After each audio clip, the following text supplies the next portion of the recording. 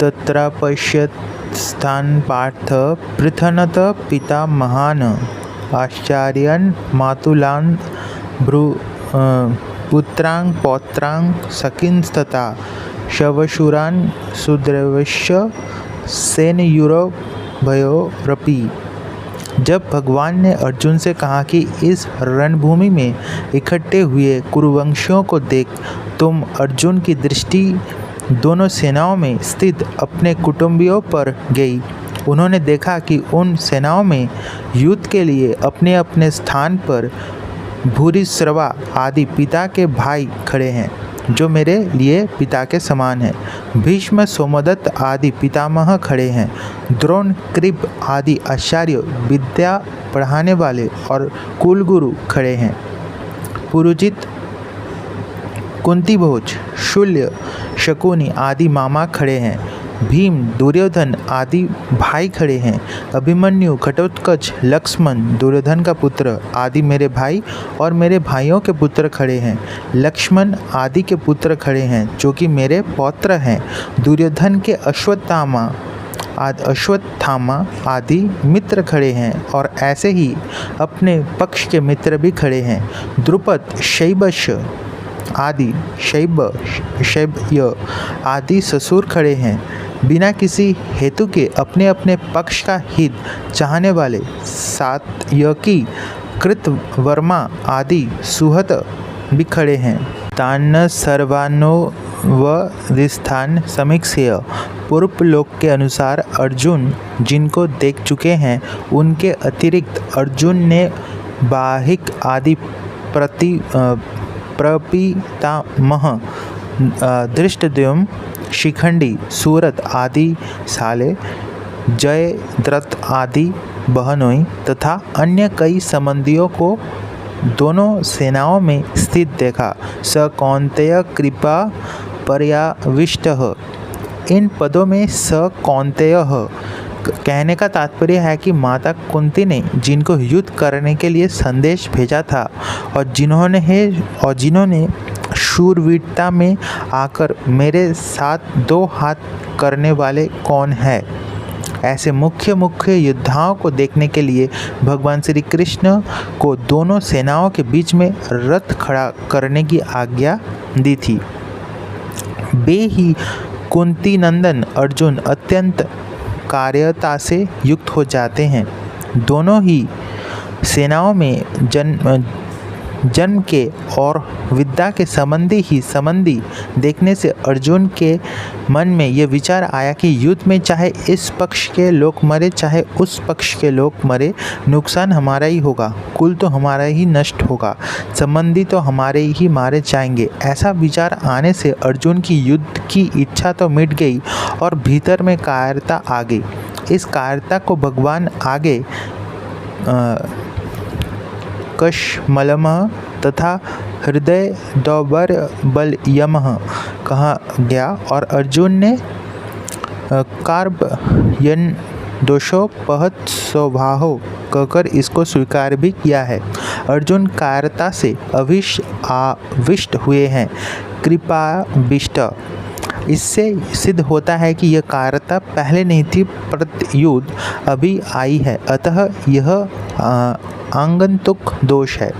आगंतुक दोष होने से यह ठहरेगा नहीं, परंतु शूरवीरता अर्जुन में स्वाभाविक है, अतः वह तो रहेगा ही।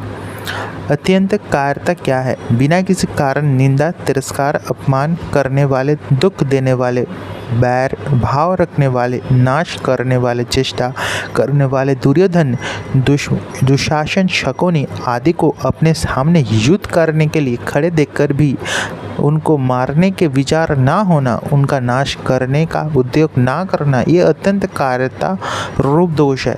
यहाँ अर्जुन को कायरता रूप दोष ने ऐसा घेर लिया है कि जो अर्जुन आदि का अनिष्ट चाहने वाला और समय समय पर अनिष्ट करने का उद्योग करने वाला है, उन अधर्मियों को, पापियों पर भी अर्जुन को करुणा आ रही है। गीता पहले अध्याय का 35वां और 46वां श्लोक। और वे क्षत्रियों के कर्तव्य रूप अपने धर्म से च्युत हो रहे हैं। विशिद्ध दिनदमब्रवीत्। युद्ध के परिणाम में कुटुंब की, कुल की, देश की क्या दशा होगी, इसको लेकर अर्जुन बहुत दुखी हो रहे हैं। और उस अवस्था में वे यह वचन बोलते हैं जिसका वर्णन आगे के श्लोकों में किया गया है। दृष्टवेमं स्वजनं कृष्ण युत्सं समुस्तितम्। अर्जुन को कृष्ण नाम बहुत प्रिय था। अर्जुन को कृष्ण नाम बहुत प्रिय था। वह संबोधन गीता में 9 बार आया। यह संबोधन गीता में 9 बार आया है। भगवान श्री कृष्ण के लिए दूसरा कोई संबोधन इतनी बार नहीं आया है। वैसे ही भगवान को अर्जुन का पार्थ नाम बहुत प्यारा था, इसलिए भगवान और अर्जुन आपस की बोलचाल में यह नाम लिया करते थे और ये बात लोगों में भी प्रसिद्ध थी। इसी दृष्टि से संजय ने गीता के अंत में कृष्ण और पार्थ नाम का उल्लेख किया है। यत्र युगेश्वरः कृष्ण कृष्ण यत्र पार्थो धनुर्धर। धृतराष्ट्र ने पहले समवेता युद्धोत्सव कहा था और यहाँ अर्जुन ने भी युत्सं समुस्थितम कहा है, परंतु दोनों की दृष्टियों में बड़ा अंतर है। धृतराष्ट्र की दृष्टि में तो दुर्योधन आदि मेरे पुत्र हैं और युधिष्ठिर आदि पांडवों के पुत्र हैं, ऐसा भेद है। अतः धृतराष्ट्र ने वहाँ मामा कहा और पांडवाः कहा है, परंतु अर्जुन की दृष्टि में यह भेद नहीं। अतः अर्जुन यहाँ 100 जन्म कहा है, जिसमें दोनों पक्ष के लोग आ जाते हैं। तात्पर्य है कि धृतराष्ट्र को तो युद्ध में अपने पुत्र के मरने की आशंका से भय है, शोक है, परंतु अर्जुन को दोनों और के कुटुंबियों के मरने की आशंका से शोक हो रहा है कि किसी भी तरफ का कोई भी मरे, पर वो है तो हमारा ही कुटुंबी। अब तक दृष्टवा पद 3 बार आया है। दृष्टवा तो पांडवानीकम, व्यवस्थिता दृष्टवा धृतराष्ट्रं और यहाँ दृष्टवेमं स्वजनम। इन तीनों का तात्पर्य है कि दुर्योधन का देखने का तो एक तरह का ही रहा, अर्थात दुर्योधन तो युद्ध का ही एक भाव रहा उसमें, परंतु अर्जुन का देखने का 2 तरह का हुआ। पहले तो अर्जुन धृतराष्ट्र के पुत्र को देखकर वीरता में आकर युद्ध के लिए धनुष उठाकर खड़े हो जाते हैं और अब स्वजनों को देखकर कायरता से आविष्ट हो रहे हैं, युद्ध से उपरत हो रहे हैं और उनके हाथ से धनुष गिर रहा है। सिन्नित मम गत्राणि भ्रमतिव च मे मनः। अर्जुन के मन में युद्ध के भावी परिणाम को लेकर चिंता हो रही है, दुख हो रहा है। उस चिंता दुख का असर अर्जुन के सारे शरीर पर पड़ रहा है। उसी असर को अर्जुन स्पष्ट शब्दों में कह रहे हैं कि मेरे शरीर का हाथ, पैर, मुख आदि एक एक अंग शिथिल हो रहा है, मुख सूखता जा रहा है, जिससे बोलना भी कठिन हो रहा है। सारा शरीर थर थर काँप रहा है, शरीर के सभी रोंगटे खड़े हो रहे हैं, अर्थात सारा शरीर रोमांचित हो रहा है। जिस गांडीव धनुष की प्रत्यंचा की टंकार से शत्रु भयभीत हो जाते हैं, वही गांडीव धनुष आज मेरे हाथ से गिर रहा है। त्वचा में, सारे शरीर में जलन हो रही है, मेरा मन भ्रमित हो रहा है, अर्थात मेरे को क्या करना चाहिए ये भी नहीं सूझ रहा है। यहाँ युद्ध भूमि में रथ पर खड़े रहने में भी मैं असमर्थ हो रहा हूँ। ऐसा लगता है कि मैं मूर्छित होकर गिर पड़ूँगा।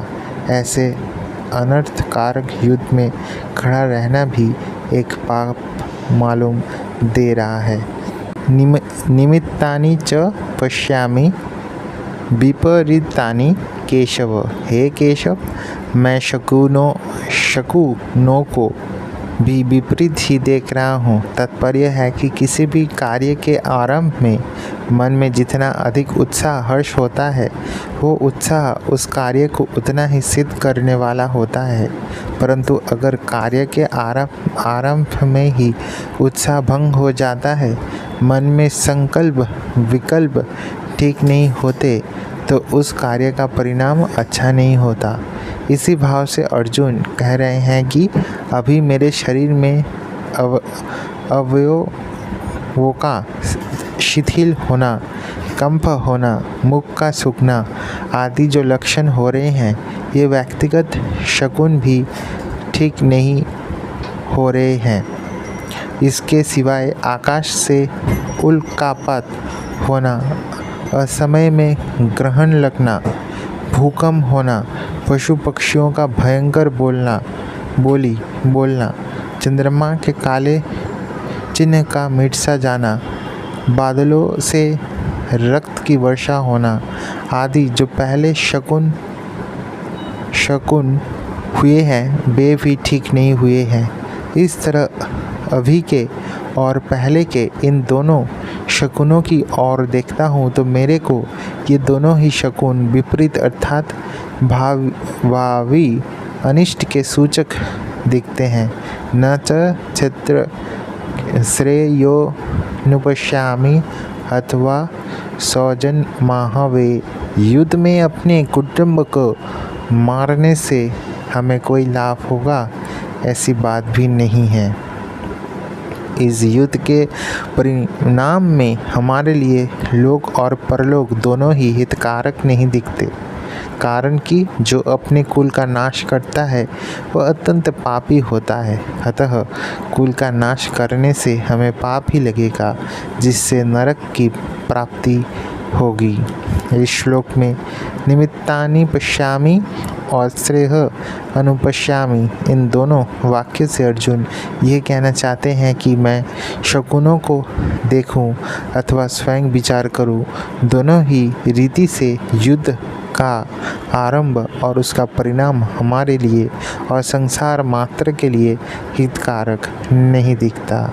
न कांक्षे विजयं कृष्ण च राज्यं सुखानि च, मान ली कि युद्ध में हमारी विजय हो जाए तो विजय होने से पूरी पृथ्वी पर हमारा राज्य हो जाएगा, अधिकार हो जाएगा। पृथ्वी का राज्य मिलने से हमें अनेक प्रकार के सुख मिलेंगे, परंतु इनमें से मैं कुछ भी नहीं चाहता। अर्थात मेरे मन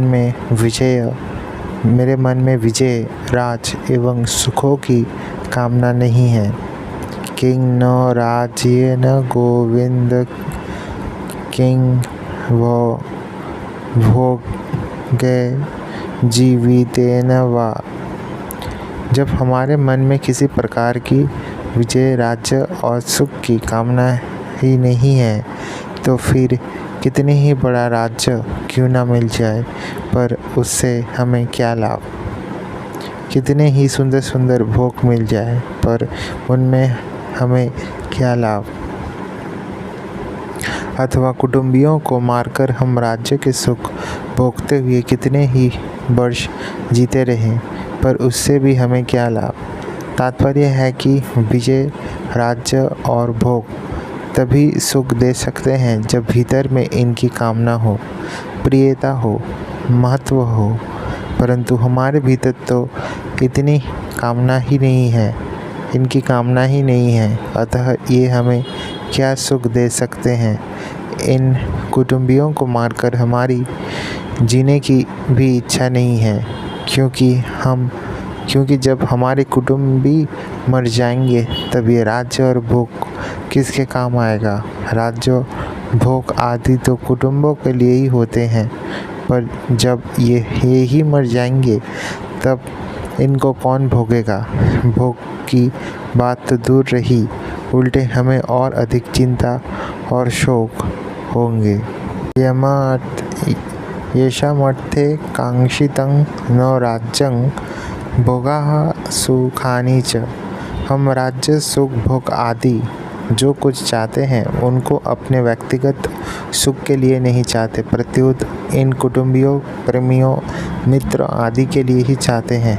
आचार्य, पिताओं, पितामह, पुत्रों आदि को सुख आराम पहुँचे, इनकी सेवा हो जाए, ये प्रसन्न रहे, इसके लिए ही हम युद्ध करके राज्य लेना चाहते हैं, भोग सामग्री ही इकट्ठी करना चाहते हैं। त इमे वस्थिता युद्धे प्राणं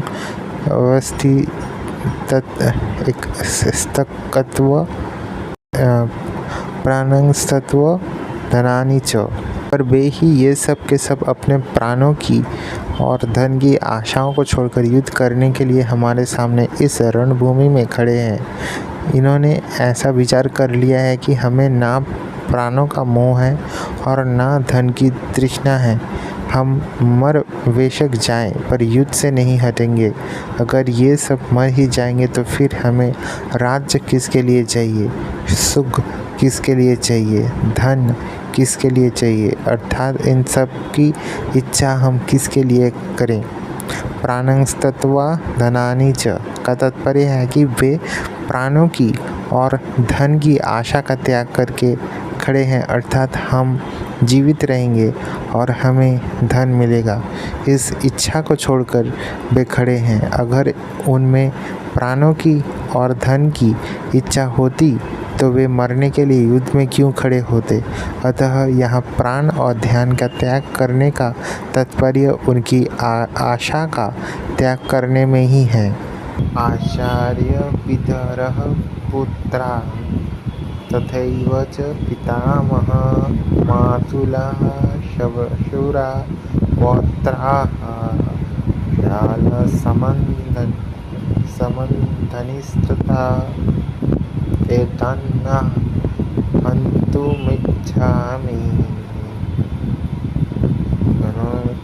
घनोऽपि मधुसूदन अपि त्रैलोक्य राजस्य हेतोः किं नो मही कृते। भगवान आगे 16वें अध्याय के 21वें श्लोकों में कहेंगे कि काम, क्रोध और लोभ ये तीनों ही नरक के द्वार है। वास्तव में एक काम के ही ये तीन रूप हैं।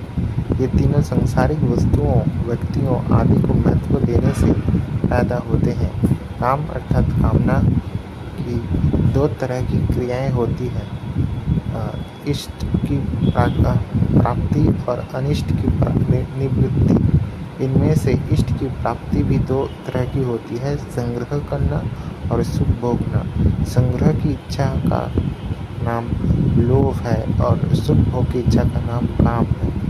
अनिष्ट की निवृत्ति में बाधा पड़ने पर क्रोध आता है, अर्थात भोगने की, संग्रह की प्राप्ति में बाधा देने वालों पर अथवा हमारा अनिष्ट करने वालों पर, हमारे शरीर का नाश करने वालों पर क्रोध आता है, जिससे अनिष्ट करने वालों का नाश करने की क्रियाएं होती हैं। इससे सिद्ध हुआ कि युद्ध में मनुष्य की दो तरह से ही प्रवृत्ति होती है, अनिष्ट की निवृत्ति के लिए अर्थात अपने क्रोध को सफल बनाने के लिए, और इष्ट की प्राप्ति के लिए अर्थात लोभ की पूर्ति के लिए। परंतु अर्जुन यहाँ इन दोनों ही बातों का निषेध कर रहे हैं। आचार्य पितरः पुत्रास्तथैव च पितामह मातुलः श्वशुरः पौत्रा शाला समन्धनिस्तथा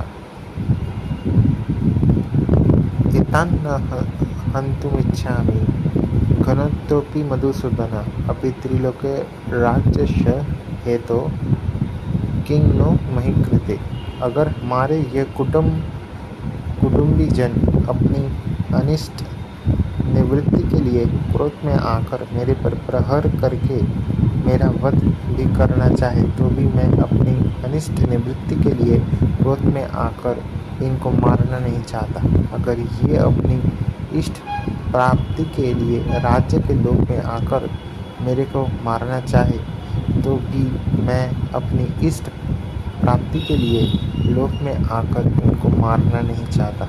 तात्पर्य ये हुआ कि क्रोध और लोक में आकर मेरे को नरकों का दरवाज़ा मोल नहीं देना है। यहाँ 2 बार अपी पद का प्रयोग करने में अर्जुन का आशय ये है कि मैं इनके स्वार्थ में बाधा ही नहीं देता। ये मुझे मारेंगे ही क्यों? पर मान लो कि यह पहले इसने हमारे स्वार्थ में बाधा दी है, ऐसे विचार से ये मेरे शरीर का नाश करने में प्रवृत्त हो जाए तो भी घनस्थों भी मैं इनको मारना नहीं चाहता। दूसरी बात, इनको मारने से मुझे त्रिलोकी का राज्य मिल जाए, ये तो संभावना ही नहीं है। पर मान लो कि इनको मारने से मुझे त्रिलोकी का राज्य मिलता है तो भी अभी त्रिलोकी से राजस्व हेतु हो मैं इनको मारना नहीं चाहता। मधुसूदन संबोधन का तात्पर्य है कि आप तो दैत्यों को मारने वाले हैं, पर ये द्रोण आदि आचार्य और भीम आदि पितामह दैत्य थोड़े ही हैं जिससे मैं इनको मारने की इच्छा करूं। ये तो हमारे अत्यंत नज़दीक के खास संबंधी हैं। आचार्य इन कुटुंबियों में जिन द्रोणाचार्य आदि से हमारा हित का संबंध, ऐसे पूज्य आचार्यों की मेरे को सेवा करनी चाहिए कि उनके साथ लड़ाई करनी चाहिए। आचार्य के चरणों में तो अपने आप को, अपने प्राणों को भी समर्पित कर देना चाहिए। ये हमारे लिए उचित है। पितरः शरीर के संबंधों को लेकर जो पितानुग है उनका ही तो रूप ये हमारा शरीर है। शरीर से उनके स्वरूप होकर हम क्रोध या लोभ में आकर अपने उन पिताओं को कैसे मारें? पुत्रः हमारे और हमारे भाइयों के जो पुत्र हैं वे तो सर्वथा पालन करने योग्य हैं। वे हमारे विपरीत कोई क्रिया भी कर बैठे तो भी उनका पालन करना ही हमारा धर्म है। पितामह ऐसे ही जो पितामह हैं वे जब हमारे पिताजी के भी पूज्य हैं तब हमारे लिए तो परम पूज्य हैं। वे हमारी ताड़ना कर सकते हैं, हमें मार भी सकते हैं, पर हमारी तो ऐसे ही चेष्टा होनी चाहिए जिससे उनको किसी तरह का दुख ना हो, कष्ट ना हो, प्रत्युत उनको सुख हो, आराम हो, उनकी सेवा। मातुलः हमारे जो मामा लोग हैं वे हमारा पालन पोषण करने वाली माताओं के ही भाई हैं, अतः वे माताओं के समान ही पूज्य होने चाहिए। ससुर ये जो हमारे ससुर हैं ये मेरी और मेरी भाइयों की पत्नियों के पूज्य पिताजी हैं, अतः ये हमारे लिए भी पिता के ही तुल्य हैं। इनको मैं कैसे मानना चाहूँ? पौत्रः हमारे पुत्रों के जो पुत्र हैं वे तो पुत्र से भी अधिक पालन पोषण करने योग्य हैं। शालाः हमारे यहाँ जो साले हैं वे भी हम लोगों की पत्नियों के प्यारे भैया हैं, उनको भी कैसे मारा जाए? संबंधी ये जितने संबंधी देख रहे हैं और इनके अतिरिक्त जितने भी संबंधी हैं उनका पालन पोषण सेवा करनी चाहिए कि उनको मारना चाहिए। इनको मारने से अगर हमें त्रिलोकी का राज्य भी मिल जाए तो भी क्या इनको मारना उचित है? इनको मारना तो सर्वथा अनुचित है। निहत धाष्टराष्ट्रानहं का प्रीतिः सज्जनार्दनः पाप में वास्य यत् दस्मानः हतवैतानाततत्तायिनः। धृतराष्ट्र के पुत्र और उनके सहयोगी दूसरे जितने भी सैनिक हैं उनको मारकर विजय प्राप्त करने से हमें क्या प्रसन्नता होगी? अगर हम क्रोध अथवा लोभ के वेग में आकर इनको मार भी दें तो इनका वेग शांत होने पर हमें रोना ही पड़ेगा। अर्थात क्रोध और लोभ में आकर हम क्या अनर्थ कर बैठे, ऐसा पश्चाताप ही करना पड़ेगा। कुटुंबियों की याद आने पर उनका अभाव बार बार खटकेगा। चित्त में उनकी मृत्यु का शोक सताता रहेगा। ऐसी स्थिति में हमें कभी प्रसन्नता हो सकती है क्या? तात्पर्य है कि इनको रोने से हम इस लोक में जब तक जीते रहेंगे तब तक हमारे चित्त में कभी प्रसन्नता नहीं होगी, और इनको मारने से हमें जो पाप लगेगा वो परलोक में हमें भयंकर दुख देने वाला होगा। आतताई 6 प्रकार के होते हैं। आँख लगने वाला, विष देने वाला, हाथ में शस्त्र लेकर मारने को तैयार हुआ, धन को हरने वाला, जमीन यानी कि राज्य छीनने वाला और स्त्री का हरण करने वाला। दुर्योधन आदि में यह 6 ही लक्षण घटते थे। उन्होंने पांडवों को लाक्षागृह में आग लगाकर मारना चाहा था। भीमसेन को जहर खिलाकर जल में फेंक दिया था। हाथ में शस्त्र लेकर वे पांडवों को मारने के लिए तैयार थे। घृत क्रीड़ा में छल कपट करके उन्होंने पांडवों का धन और राज्य हर लिया था। द्रौपदी को भरी सभा में लाकर दुर्योधन ने मैंने तेरे को जीत लिया है, तू मेरी दासी हो गई है आदि शब्द का बड़ा अपमान किया था, और दुर्योधन की प्रेरणा से जयद्रथ द्रौपदी को हर कर ले गया था। शास्त्रों के वचनों के अनुसार आतताइयों को मारने वालों को कुछ भी दोष पाप नहीं लगता। नाताय वदे दोषो हन्तु वर्वति कशन, परंतु आततायी को मारना उचित होते हुए भी मारने की क्रियाएं अच्छी नहीं है। शास्त्र भी कहती है कि मनुष्य कभी किसी की हिंसा नहीं करनी चाहिए।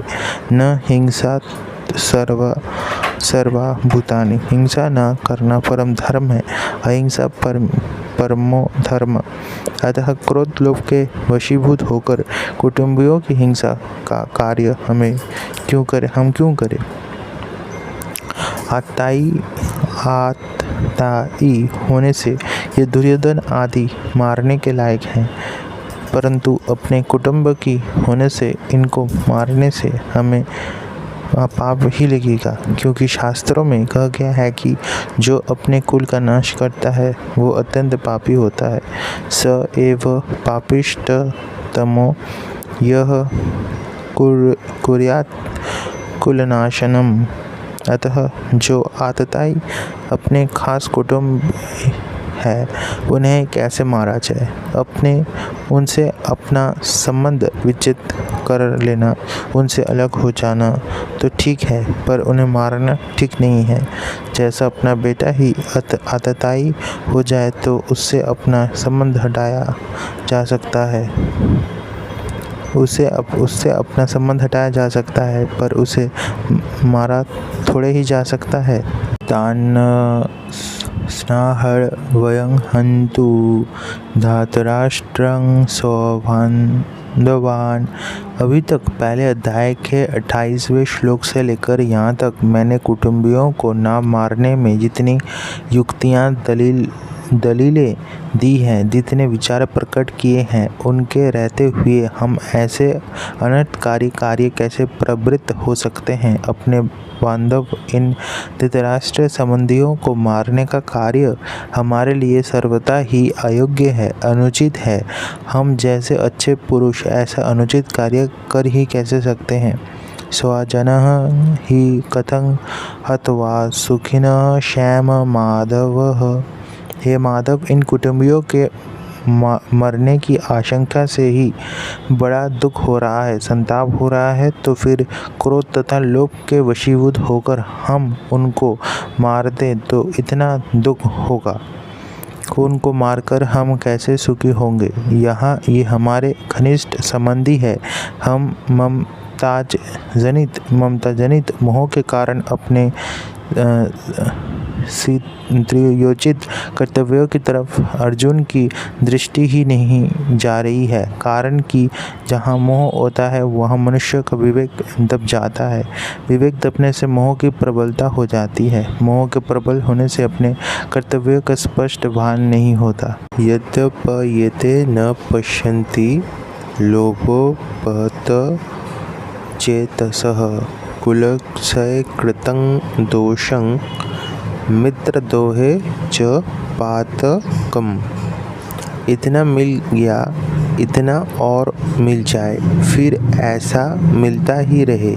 ऐसा धन, जमीन, मकान, आदर, प्रशंसा, पद, अधिकार आदि की तरफ बढ़ती हुई वृत्ति का नाम लोभ है।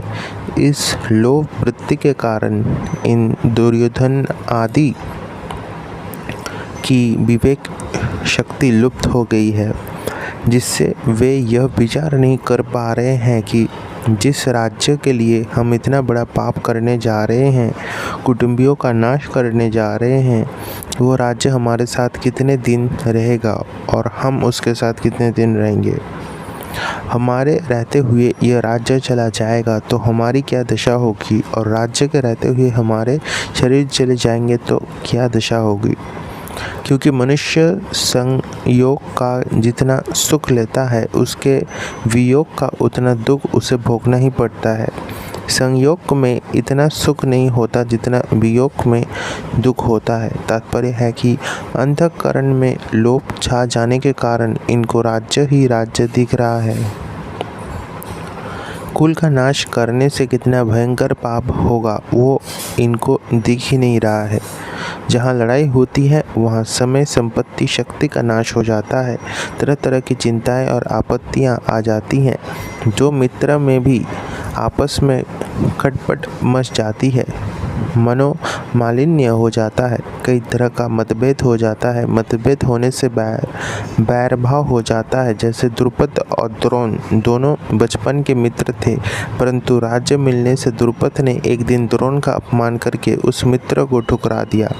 इससे राजा द्रुपद और द्रोणाचार्य के बीच बैर भाव हो गया। अपने अपमान का बदला लेने के लिए द्रोणाचार्य ने अपने द्वारा राजा द्रुपद को परास्त कराकर उसका आधा राज्य ले लिया। इस पर द्रुपद ने द्रोणाचार्य का नाश करने के लिए एक यज्ञ कराया, जिससे धृष्टद्युम्न और द्रौपदी दोनों पैदा हुए। इस तरह मित्रों के साथ बैरभाव होने से कितना भयंकर पाप होगा, इस तरफ यह देख ही नहीं रहे हैं। विशेष बात, अभी हमारे पास जिन वस्तुओं का अभाव है, उन वस्तुओं के बिना भी हमारा काम चल रहा है।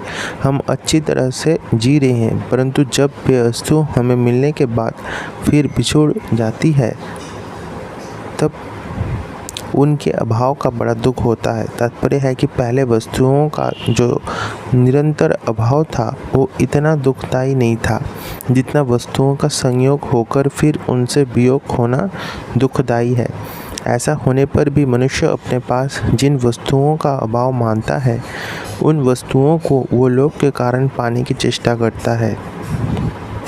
विचार किया जाए तो जिन वस्तुओं का अभी अभाव है, बीच में प्रारब्धानुसार उनकी प्राप्ति होने पर भी अंत में उनका अभाव ही रहेगा।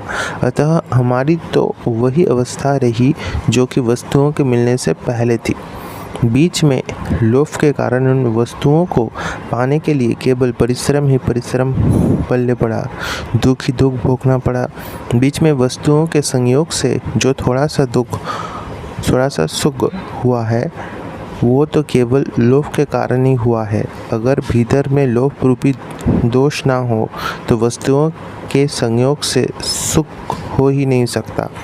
ऐसे ही मोह रूपी दोष ना हो तो कुटुंबियों से सुख हो ही नहीं सकता। लालच रूपी दोष ना हो तो संग्रह का सुख हो ही नहीं सकता। तात्पर्य है कि संसार का सुख किसी न किसी दोष से ही होता है। कोई भी दोष ना होने पर संसार से सुख हो ही नहीं सकता। परंतु लोभ के कारण मनुष्य ऐसा विचार कर ही नहीं सकता। यह लोभ उसके विवेक विचार को लुप्त कर देता है। कथं न ज्ञेयस्माभिः प्रपश्यन्तीर्जुन। अब अर्जुन अपनी बात कहते हैं कि यद्यपि दुर्योधन आदि अपने कुलक्षय से होने वाले दोषों को और मित्र द्रोह से होने वाले पापों को नहीं देखते, तो भी हम लोगों को कुलक्षय से होने वाली अनर्थ परंपराओं को देखना ही चाहिए, जिसका वर्णन अर्जुन आगे 40वें श्लोक से 44वें श्लोक तक करेंगे। क्योंकि हम कुलक्षय होने वाले दोषों को भी अच्छी तरह से जानते हैं और मित्र के साथ द्रोह यानी कि बैर दोष से होने वाले पापों से भी अच्छी तरह से जानते हैं। अगर वे मित्र हमें दुख दे तो वो दुख हमारे लिए अनिष्ठारक नहीं है, कारण कि दुख से तो हमारे पूर्व पापों का ही नाश होगा, हमारी शुद्धि ही होगी। परंतु हमारे मन में अगर द्रोह बैर भाव होगा तो वो मरने के बाद भी हमारे साथ रहेगा और जन्म जन्मांत तक हमें पाप करने में प्रेरित करता रहेगा, जिससे हमारा पतन ही पतन होगा। ऐसे अनर्थ करने वाले और मित्र के साथ द्रोह पैदा करने वाले इस युद्ध रूपी पाप से बचने का विचार क्यों नहीं करना चाहिए, अर्थात विचार करके हमें इस पाप का जरूर ही बचना चाहिए इस पाप से। यहाँ अर्जुन की दृष्टि दुर्योधन आदि लोभ की तरफ तो जा रही है, पर वे खुद कौटुंबिक स्नेह मोह में आबद्ध होकर बोल रहे हैं, इस तरफ उनकी दृष्टि नहीं जा रही है। इस कारण वे अपने कर्तव्यों को नहीं समझ रहे हैं। यह नियम है कि मनुष्य की दृष्टि जब तक दूसरों के दोष की तरफ रहती है तब तक उनको अपना दोष नहीं दिखती। उल्टे एक अभिमान होता है कि इनमें तो ये दोष है पर हमारे में ये दोष नहीं है। ऐसी अवस्था में वो यह सोच ही नहीं सकता कि अगर इनमें कोई दोष है तो हमारे में भी कोई दूसरा दोष हो सकता है। दूसरा दोष यदि ना भी हो तो भी दूसरा दोष देखना ये तो एक दोष ही है। दूसरों का दोष देखना एवं अपने में अच्छाई का अभिमान करना, ये दोनों दोष साथ में ही रहते हैं। अर्जुन को भी दुर्योधन आदि में दोष दिख रहे हैं और अपने में अच्छाई का अभिमान हो रहा है। अच्छाई के अभिमान की छाया में मात्र दोष रहता है, इसलिए उनको अपने में मोह रूपी दोष नहीं दिख रहा है। कुलक्षय प्रश्यन्ति कुलधर्मा सनातन। जब युद्ध होता है तब उसमें कुल यानी कि वंश का क्षय होता है, ह्रास होता है। जब से कुल आरंभ हुआ है तभी से कुल के धर्म अर्थात कुल की पवित्र परंपराएं, पवित्र रीतियां, मर्यादाएं भी परंपरा से चलती आई है। परंतु जब कुल का क्षय हो जाता है तब सदा से कुल के साथ रहने वाले धर्म भी नष्ट हो जाते हैं। अर्थात जन्म के समय दिव्य जाति धर्म भी नष्ट हो जाता है। अर्थात जन्म के समय जो दिव्य जाति है, संस्कार के समय, विवाह के समय, मृत्यु के समय और मृत्यु के बाद किए जाने वाले जो शास्त्रीय पवित्र रीति रिवाज हैं, जो कि जीवित और मृतात्मा मनुष्य के लिए इन लोक में और परलोक में कल्याण करने वाले हैं, वे नष्ट हो जाते हैं। कारण कि जब कुल का ही नाश हो जाता है तब कुल के आश्रित रहने वाले धर्म किसके आश्रित रहेंगे। धर्म में नष्टे कुलं कृतमर्धोर विभव युद्ध। जब कुल की पवित्रताएं, मर्यादाएं, पवित्र आचरण नष्ट हो जाते हैं तब धर्म का पालन ना करना और धर्म से विपरीत काम करना अर्थात करने लायक काम को ना करना और ना करने लायक काम को करना रूप अधर्म संपूर्ण कुल को दबा कर लेता है और अर्थात संपूर्ण कुल में अधर्म सा जाता है। अब यहाँ यह शंका होती है कि जब कुल नष्ट हो, या यह शंका होती है कि जब कुल नष्ट हो जाएगा, कुल रहेगा ही नहीं, तब अधर्म किसको दबाएगा? इसका उत्तर ये है कि जो लड़ाई के योग्य पुरुष है वे युद्ध में मारे जाते हैं, किंतु जो लड़ाई के योग्य नहीं है, ऐसे जो बालक स्त्रियां पीछे बच जाती है, उनको अधर्म दबा लेता है। कारण कि जब युद्ध में शस्त्र शास्त्र व्यवहार आदि के जानकर और अनुभवी पुरुष मर जाते हैं, तब पीछे बचे लोगों को अच्छी शिक्षा देने वाले, उन पर शासन करने वाले नहीं रहते। इससे मर्यादा व्यवहार का ज्ञान न होने से बेमाना आचरण करने लग जाते हैं, अर्थात वे करने लायक काम को तो नहीं करते और ना करने लायक काम को करने में लग जाते हैं, इसलिए उनमें अधर्म फैल जाता है। अधर्म भी वात कृष्ण प्रदूषन्ति कुलस्त्रिय। धर्म का पालन करने से अंतःकरण शुद्ध हो जाता है। अंतःकरण शुद्ध होने से बुद्धि सात्विकी बन जाती है, सात्विक बुद्धि होती है। सात्विक बुद्धि में क्या करना चाहिए और क्या नहीं करना चाहिए, इसका विवेक जागृत रहता है। परंतु जब कुल में अधर्म बढ़ जाता है, तब आचरण अशुद्ध होने लगते हैं, जिससे अंतःकरण अशुद्ध हो जाता है। अंतःकरण अशुद्ध होने से बुद्धि तामसी बन जाती है। बुद्धि तामसी होने से मनुष्य अकर्तव्य को कर्तव्य और कर्तव्य को अकर्तव्य मानने लग जाता है, अर्थात उसमें शास्त्र मर्यादा से उल्टी बातें पैदा होने लगती है। इस विपरीत बुद्धि से कुल की स्त्रियां दृषित अर्थात व्यभिचारिणी हो जाती है। त्रिषु दुष्टासु वर्ण्य जायते वर्ण संकर। स्त्रियों के दूषित होने पर वर्ण संकर पैदा हो जाते हैं, वर्ण संकर पैदा हो जाता है। पुरुष और स्त्री दोनों अलग अलग वर्ण के होने पर उनसे जो संतान पैदा होती है वो वर्ण संकर कहलाती है। अर्जुन यहाँ कृष्ण संबोधन देकर ये कहते हैं कि आप सबको खींचने वाले होने से कृष्ण कहलाते हैं, तो आप यह बताएं कि हमारे कुल को आप किस तरह खींचेंगे, अर्थात किधर ले जाएंगे। वार्णेय संबोधन देने का भाव है कि आप वृषिण वंश में अवतार लेने के कारण वार्ष्णेय कहलाते हैं।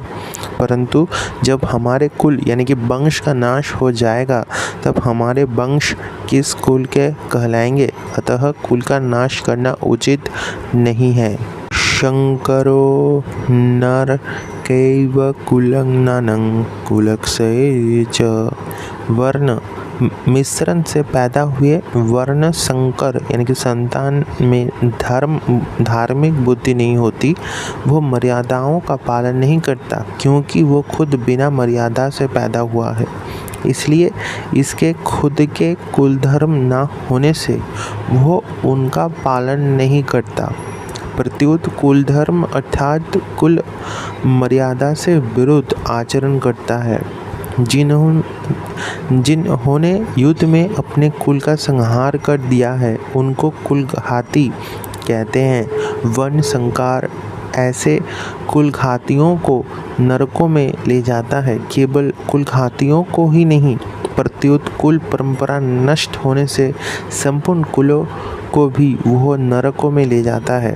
पंत पितरो हृषांग लुप्त पिंडोदक क्रिया। जिन्होंने अपने कुल का नाश कर दिया है, ऐसे इन कुलघातियों के पितरों को वर्ण संकार के दंड, पिंड और पानी, श्राद्ध और तर्पण न मिलने से उन पितरों का पतन हो जाता है। कारण कि जब पितरों को पिंड पानी मिलता है, तब वे इस पुण्य के प्रभाव से ऊंचे लोक में रहते हैं। परंतु जब उनको पिंड पानी मिलना बंद हो जाता है, तब उनका वहाँ से पतन हो जाता है, अर्थात उनकी स्थिति उन लोकों में नहीं रहती। पितरों पिंड पानी ना मिलने के कारण ये है कि वर्ण शंकर की पूर्वजों के प्रति आदर बुद्धि नहीं होती। इस कारण उनमें पितरों के लिए श्राद्ध तर्पण करने की भावना ही नहीं होती। अगर लोग लिहाज में आकर वे श्राद्ध तर्पण करते भी हैं तब तो भी शास्त्र विधि के अनुसार उनका श्राद्ध तर्पण में अधिकार ना होने से वो पिंड पानी पितरों को मिलता ही नहीं है। इस तरह जब पितरों को आधार बुद्धि से और शास्त्र विधि के अनुसार पिंड जल नहीं मिलता तब उनका अपने स्थान से पतन हो जाता है। परिशिष्ट भाव। पितरों में एक आजान पितर होता है और एक मर्त्य पितर लोक में रहने वाले पितर आजान हैं और मनुष्य लोक से मरकर गए पितर मर्त्य है। श्राद्ध और तर्पण ना मिलने से मर्त्य पितरों का पतन होता है। पतन उन्हीं मर्त्य पितरों का होता है जो कुटुंब से संतान से पतन उन्हीं मर्त्य पितरों का होता है जो कुटुंब से संतान से संबंध रखते हैं और उनसे श्राद्ध तर्पण की आशा रखते हैं। दोषरेतः कुलज्ञानं वर्णशङ्कारकैः कुलधर्माश्च शाश्वताः। युद्ध में कुल का क्षय होने से कुल के साथ चलते आए कुल धर्म का भी नाश हो जाता है। कुल धर्मों के नाश से कुल धर्मों में अधर्म की वृद्धि हो जाती है। अधर्म की वृद्धि से स्त्रियां दूषित हो जाती हैं और स्त्रियों के दूषित होने से वर्ण संहार पैदा हो जाते हैं। इस तरह इन वर्ण संकर पैदा करने वाले दोषों से कुल का नाश करने वाले जाति धर्म यानी कि वर्ण धर्म नष्ट हो जाते हैं। कुल धर्म और जाति धर्म क्या है? एक ही जाति में एक कुल की जो अलग अलग परंपराएं हैं, अलग अलग मर्यादाएं हैं, अलग अलग आचरण हैं, वे सभी इस कुल के कुल धर्म कहलाते हैं। एक ही जाति के संपूर्ण कुलों के समुदायों को लेकर जो धर्म कह जाते हैं वे सभी जाति धर्म अर्थात वर्ण धर्म कहलाते हैं, जो कि सामान्य धर्म है और शास्त्र विधि से नियत है। इन कुल धर्मों का और जाति धर्मों का आचरण ना होने से ये धर्म नष्ट हो जाते हैं। उत्सन्न कुल धर्मानं मनुष्यनं जनार्दन नरके निययन्त वासो भवतीत्यनुश्रुतम्। भगवान ने मनुष्यों को विवेक दिया है, नया कर्म करने का अधिकार दिया है, अतः यह कर्म करने में अथवा ना करने में, अच्छा करने में अथवा मंदा करने में स्वतंत्र है। इसलिए इसको सदा विवेक विचारपूर्वक कर्तव्य कर्म करने चाहिए। परंतु मनुष्य सुखभोग आदि के लोभ में आकर अपने विवेक का निरादर कर देते हैं और राग द्वेष के वशीभूत हो जाते हैं, जिससे अनेक आचरण शास्त्र और कुल मर्यादा के विरुद्ध होने लगते हैं। परिणाम स्वरूप इस लोक में उनके निंदा अपमान तिरस्कार होता है और परलोक में दुर्गति नरकों की प्राप्ति होती है। अपने पापों के कारण उनको बहुत समय तक नरकों का कष्ट भोगना पड़ता है। ऐसे हम परंपरा से बड़े बूढ़े गुरुजनों से सुनते आए हैं। मनुष्य जन्म पद में कुलघाती और उनके कुल के सभी मनुष्यों का समावेश किया गया है, अर्थात कुलघातियों के पहले जो हो चुके हैं उन पितरों का अपना और अगले होने वाले वंश का समावेश किया गया है। अहो बद महत् पापं कर्तु व्यवसिता वयं यद्राज्य सुखलोभन् हंतु स्वजनम मुखता। ये दुर्योधन आदि दुष्ट हैं, इनकी धर्म पर दृष्टि नहीं है, इन पर लोभ सवार हो गया है। इसलिए यह युद्ध के लिए तैयार हो जाएं तो कोई आश्चर्य की बात नहीं है। परंतु हम लोग तो धर्म को कर्तव्य अकर्तव्य को पुण्य पाप को जानने वाले हैं। ऐसा जानकर होते हुए भी अनजान मनुष्य की तरह हम लोगों ने बड़ा भारी पाप करने का निश्चय विचार कर लिया है। इतना ही नहीं, युद्ध में अपने स्वजनों को मारने के लिए अस्त्र शास्त्र लेकर तैयार हो गए हैं। यह हम लोगों के लिए एक बड़े भारी आश्चर्य की और खेद यानी कि दुख की बात है, अर्थात सर्वथा अनुचित बात है। हमारी जो जानकारी है, हमने जो शास्त्रों से सुना है, गुरुजनों से शिक्षा पाई है, अपने जीवन को सुधारने का विचार किया है, उन सबका अनादर करके आज हमने युद्ध रूपी पाप करने के लिए विचार कर लिया है। यह बड़ा भारी पाप है, महत्व पापं। इस श्लोक में अहो और बद ये दो पद आए हैं। इनमें से अहो पद आश्चर्य का वाचक है। आश्चर्य यही है कि युद्ध से होने वाले अनर्थ परंपराओं को जानते हुए भी हम लोगों ने युद्ध रूपी बड़ा भारी पाप करने का पक्का निश्चय कर लिया है। दूसरा बत पद खेद का दुख का वाचक है। दुख यही है कि थोड़े दिन रहने वाले राज्य और सुख के लोभ में आकर हम अपने कुटुंबियों को मारने के लिए तैयार हो गए हैं। पाप करने का निश्चय करने में और स्वजनों को मारने के लिए तैयार होने में केवल राज्य का और सुख का लोभ ही कारण है। तात्पर्य है कि अगर युद्ध में हमारी विजय हो जाएगी तो हमें राज्य वैभव मिल जाएगा, हमारा आदर सत्कार होगा, हमारी महत्ता बढ़ जाएगी, पूरे राज्य पर हमारा प्रभाव रहेगा, सब जगह हमारा हुक्म चलेगा, हमारे पास धन होने से हम मनचाही भोग सामग्री जुटा लेंगे, फिर खूब आराम करेंगे, सुख भोगेंगे। इस तरह हमारे पर राज्य और सुख का लोभ छा गया है, जो हमारे जैसे मनुष्य के लिए सर्वदा अनुचित है।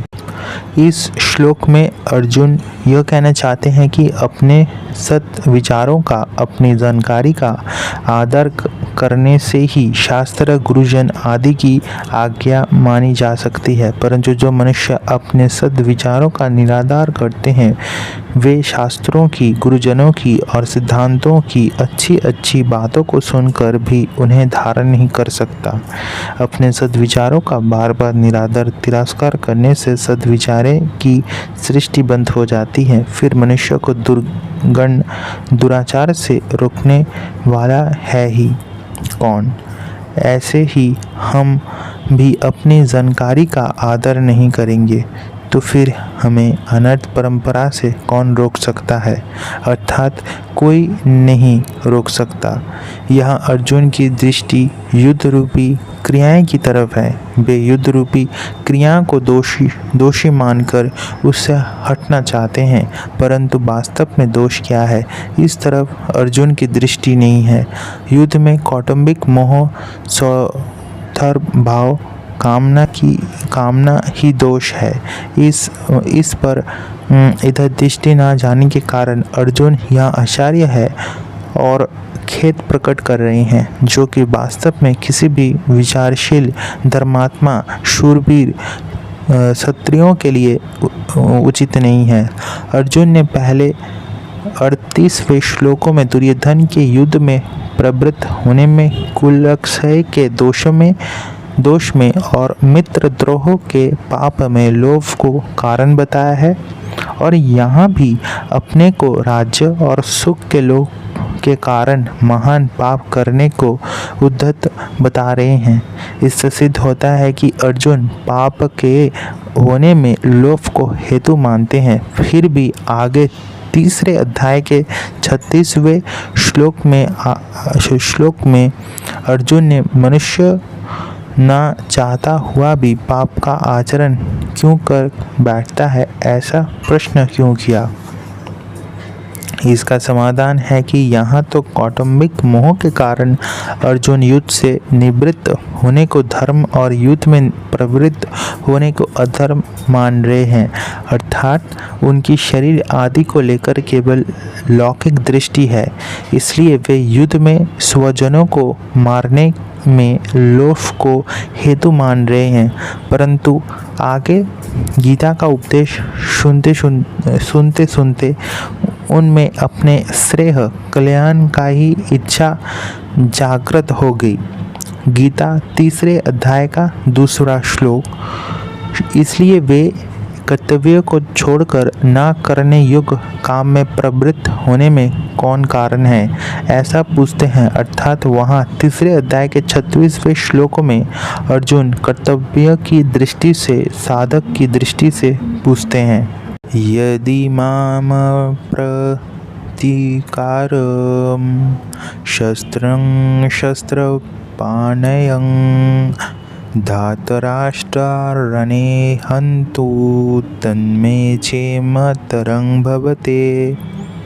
अर्जुन कहते हैं कि अगर मैं युद्ध से सर्वथा निवृत्त हो जाऊंगा तो शायद यह दुर्योधन आदि भी युद्ध से निवृत्त हो जाएंगे। कारण कि हम कुछ चाहेंगे ही नहीं, लड़ेंगे भी नहीं, तो फिर ये लोग युद्ध करेंगे ही क्यों। परंतु कदाचित जोश में भरे हुए तथा हाथों में शस्त्र धारण किए हुए ये धृतराष्ट्र के पक्षपाती लोग सदा के लिए हमारे रास्ते का कांटा निकल जाए, बैरी समाप्त हो जाए, ऐसा विचार करके सामना ना करने वाले तथा शस्त्र रहित मेरे को मार भी दें तो उनका वो मारना मेरे लिए हितकारक ही होगा। कारण कि मैंने युद्ध में गुरुजनों को मारकर बड़ा भारी पाप करने का जो निश्चय किया था, उस निश्चय रूप पाप का प्रायश्चित हो जाएगा। उस पाप से मैं शुद्ध हो जाऊंगा। तात्पर्य है कि मैं युद्ध नहीं करूंगा तो मैं भी पाप से बचूंगा और मेरे कुल का भी नाश नहीं होगा। जो मनुष्य अपने लिए जिस किसी विषय का वर्णन करता है, उस विषय का उसके स्वयं पर असर पड़ता है। अर्जुन ने भी जब शोकाविष्ट होकर 28वें श्लोक से बोलना आरंभ किया, तब वे उतने शोकाविष्ट नहीं थे जितने वे अब शोकाविष्ट हैं।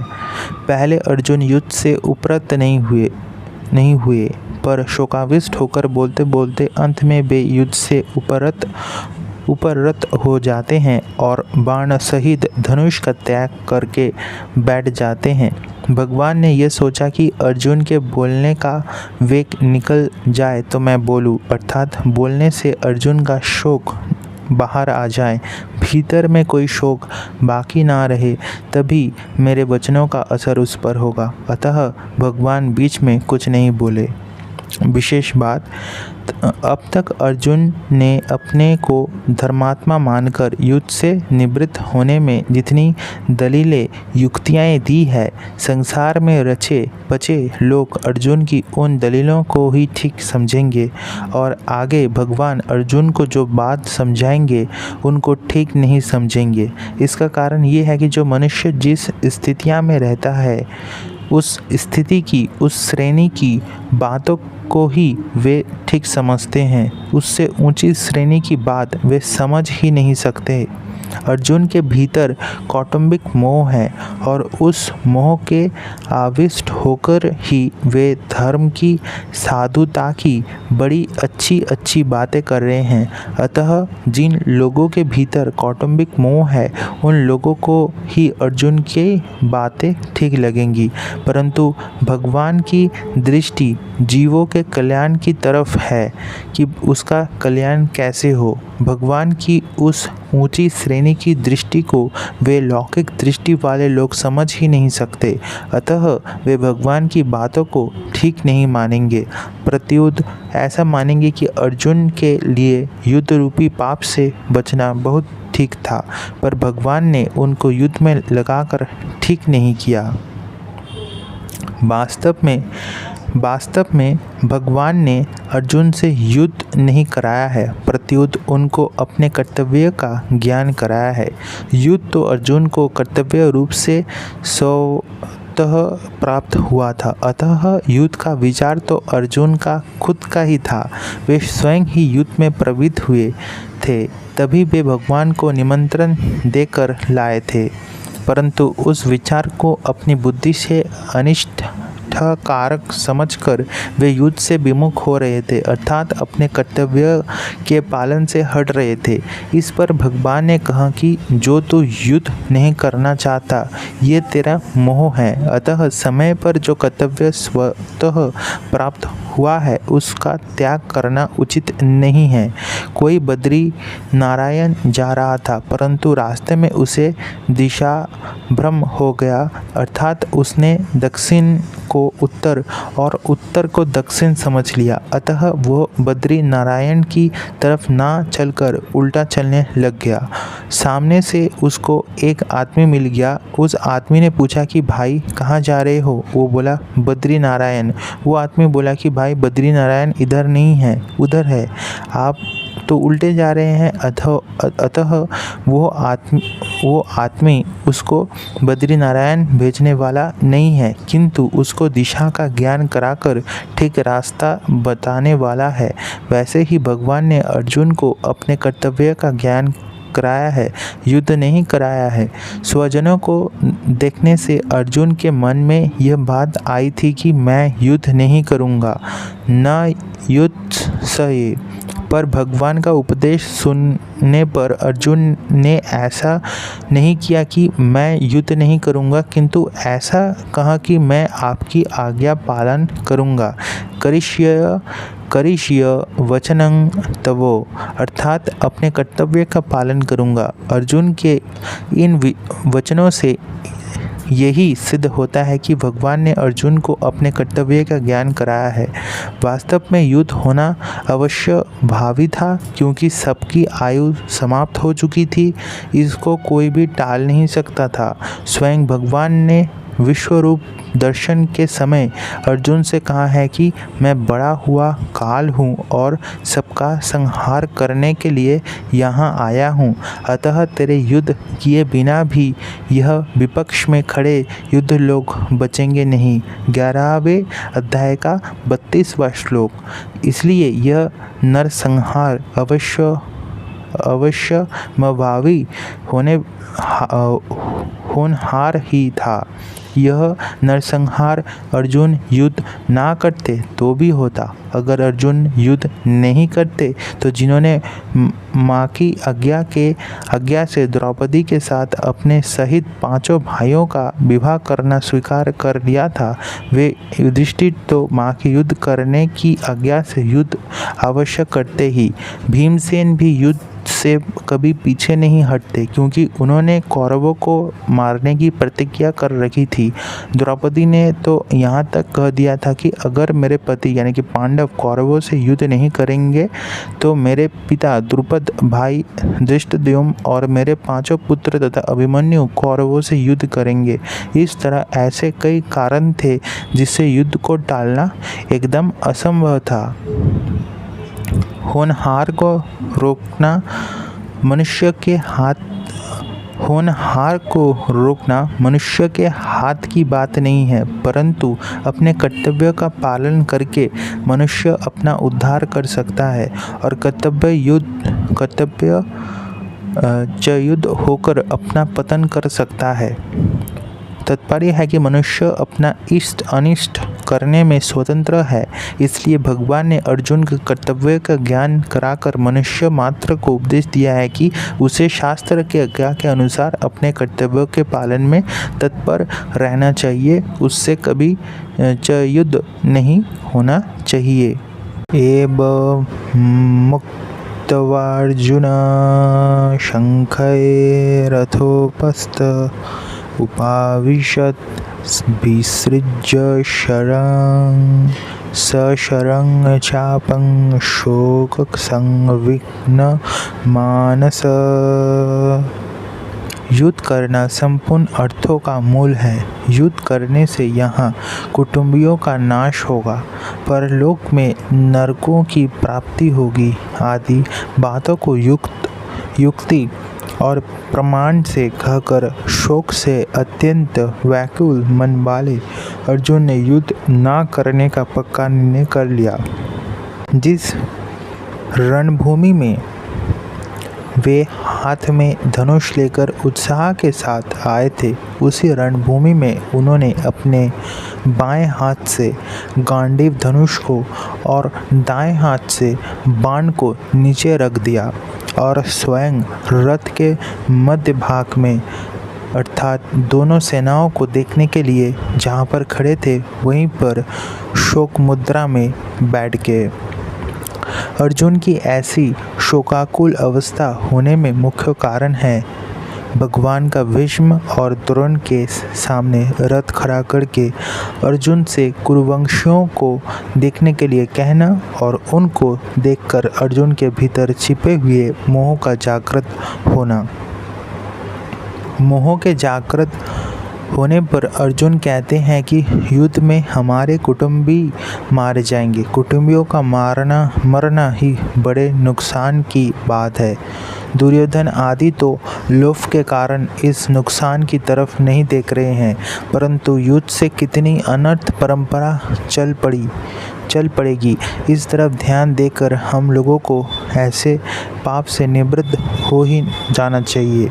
हम लोग राज्य और सुख के लोभ से कुल का संहार करने के लिए रणभूमि में खड़े हो गए हैं। ये हमने बड़ी भारी गलती की है।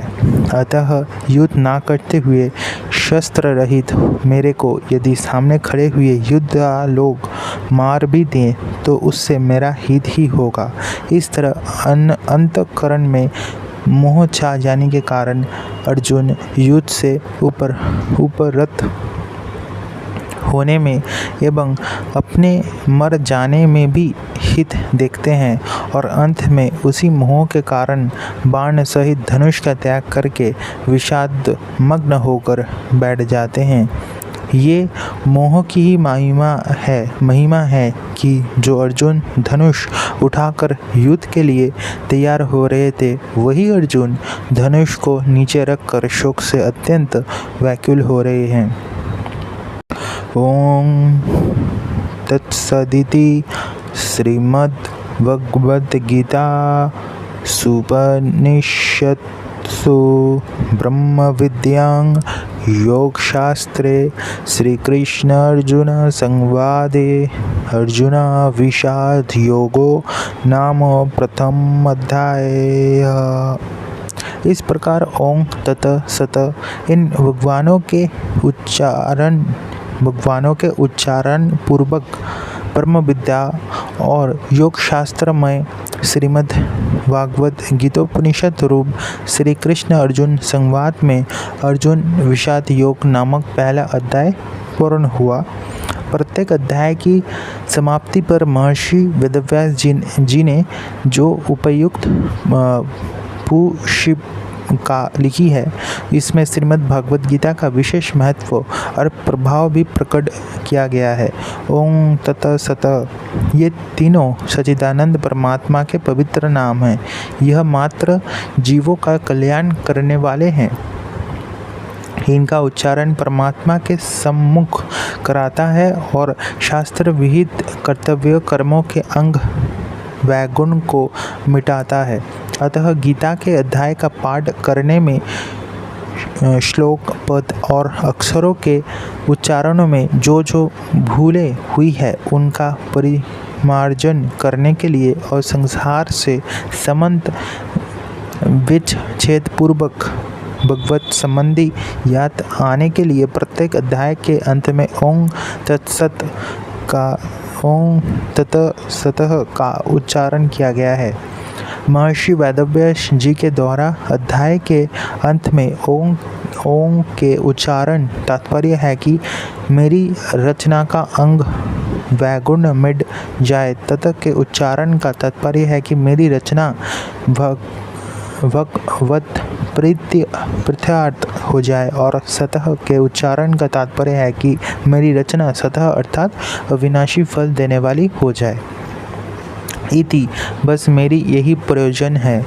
इसके सिवाय मेरी व्यक्तिगत और कोई प्रयोजन नहीं है।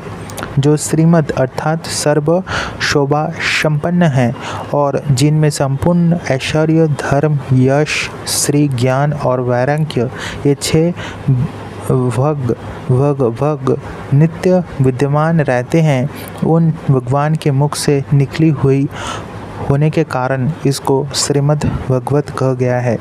जब मनुष्य मत्सति में आनंद में होता है तब उसके मुख से स्वतः गीत निकलता है। भगवान ने इसको मस्ती में आकर गाया है, इसलिए इसका नाम गीता है।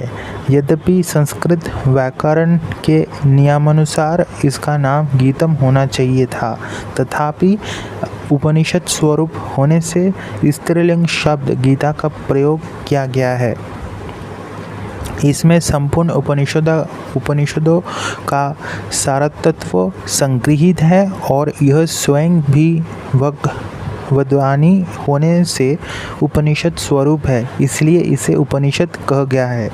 वर्ण, आश्रम, संप्रदाय आदि का आग्रह न रखकर प्राणी मात्रा का कल्याण करने वाले सर्वश्रेष्ठ विद्या होने के कारण इसका नाम ब्रह्म विद्या है।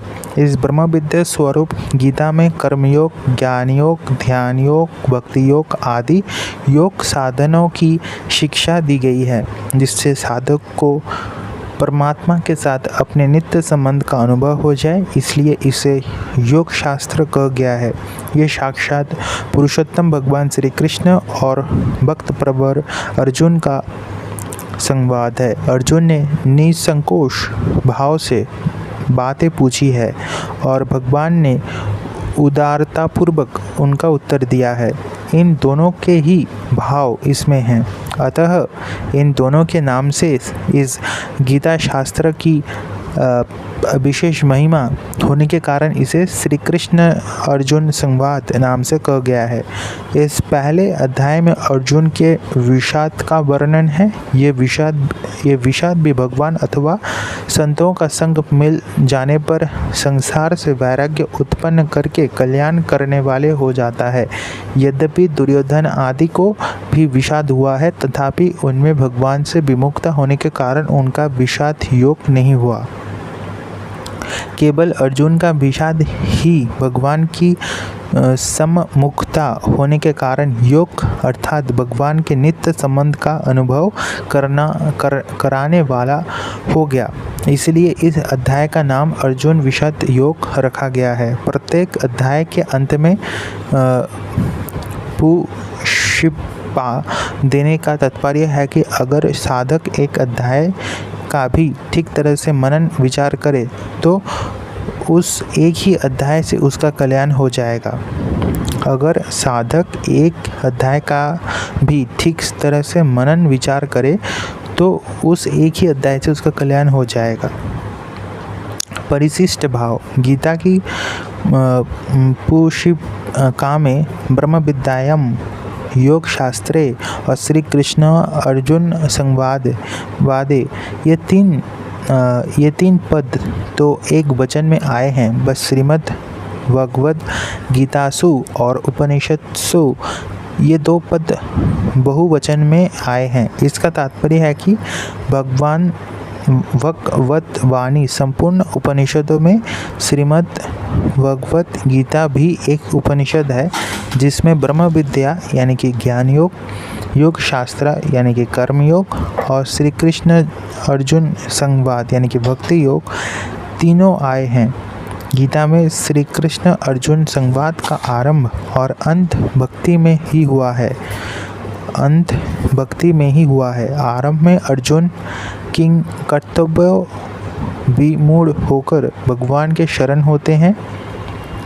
शिष्यस्ते संशाधि मां तत्वांग प्रपन्नम और अंत में भगवान के द्वारा मामेकम शरणं व्रज पदों से पूर्ण शरणागति की प्रेरणा करने पर अर्जुन पूर्णतया शरणागत हो जाते हैं। करिष्ये वचनं तो वो अर्जुन ने अपने श्रेय यानी कि कल्याण का उपाय पूछा था, इसलिए भगवान ने गीता में ज्ञानयोग और कर्मयोग का भी वर्णन किया है।